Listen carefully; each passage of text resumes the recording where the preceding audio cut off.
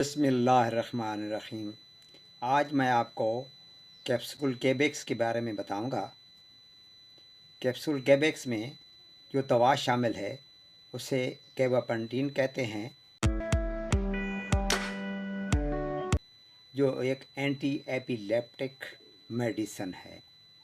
ये 100 mg, 300 mg और 600 mg की स्ट्रेंथ में बाज़ार में दस्तयाब है। इसका अमल करने का तरीक़ाकार यह है कि ग्लूटामाइन की मिकदार जब बढ़ जाती है तो वो एपिलेप्सी, माइग्रेन और न्यूरोपैथी का बायस बनती है। ये उसे कम कर देती है, जिससे एपिलेप्सी, माइग्रेन और न्यूरोपैथी में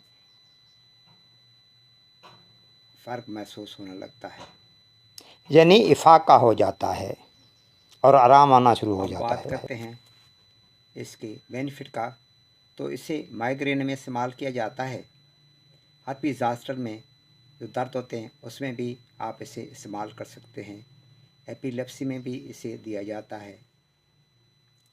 शुगर के मरीज़ जिनके हाथ और पाँव में दर्द होना शुरू हो जाता है उनमें भी इसे इस्तेमाल कराया जाता है।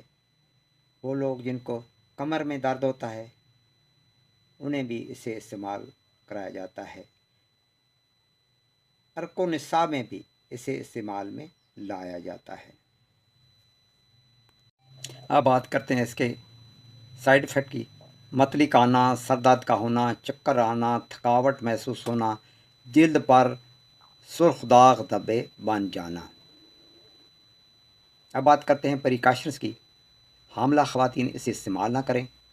शराब के आदी लोग इसे इस्तेमाल करने से गुरेज करें।